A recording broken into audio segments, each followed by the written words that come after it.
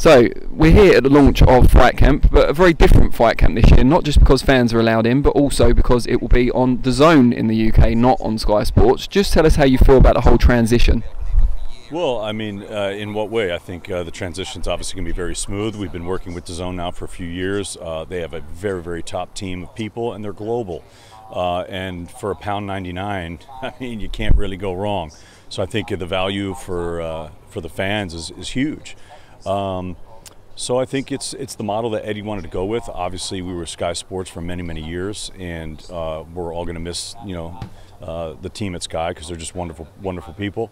And to me, it was an honor to be able to announce on that platform. And I'm sure that I will know and be able to work with the people from there in the future. But right now, we're with DAZN and very happy about it. From your perspective, does anything change in terms of the day-to-day and fight nights?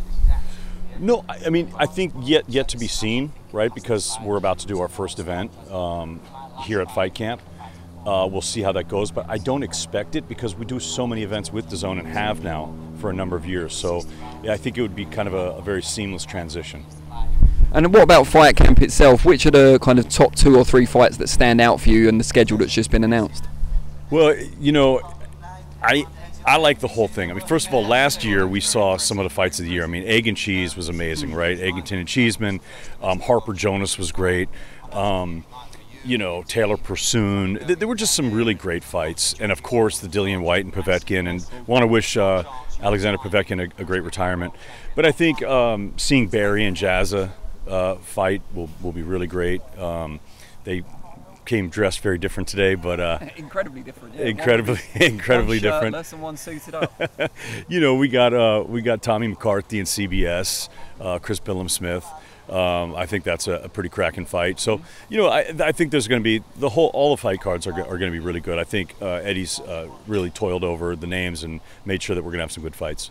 And how much are you looking forward to getting to announce in such a lovely environment, but also with fans there this time? Well, I'm really excited because this time also I think I'm going to be in the ring, so I don't have to be dodging the pyrotechnics for my life.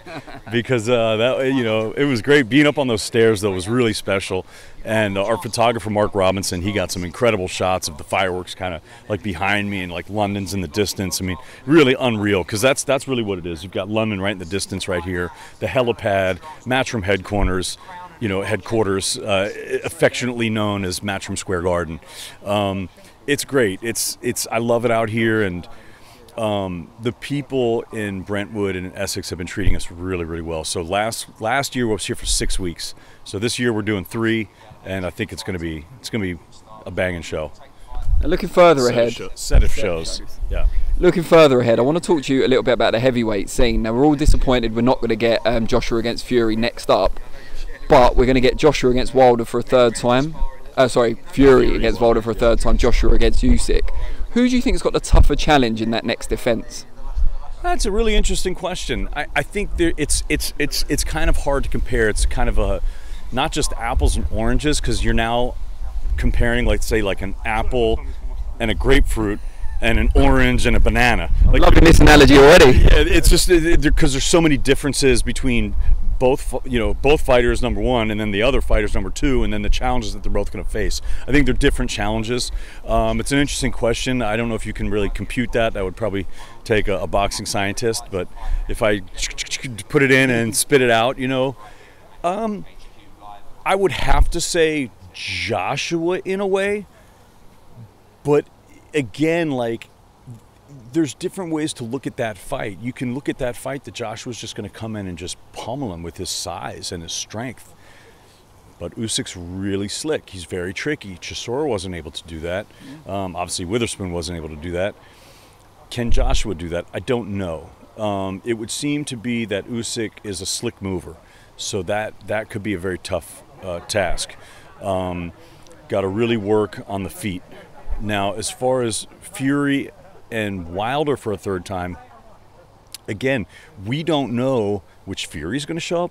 We don't know which Wilder's going to show up. So these fights are, we can sit here till we're blue in the face and say, well, this is what's going to happen. And I think the smart money would be on Fury coming in and taking care of the business against Wilder in somewhat I wouldn't want to say easy fashion, but last time he did it in a very expedited manner. So you'd think he could do it again, but I think we're going to get a different Wilder this time. And I think, a hurt animal's a dangerous animal. And you back a man into a corner, and you're going to see, speaking of fury, you're going to see fury. So I think if Wilder's a man, like, he's not just going to lay down.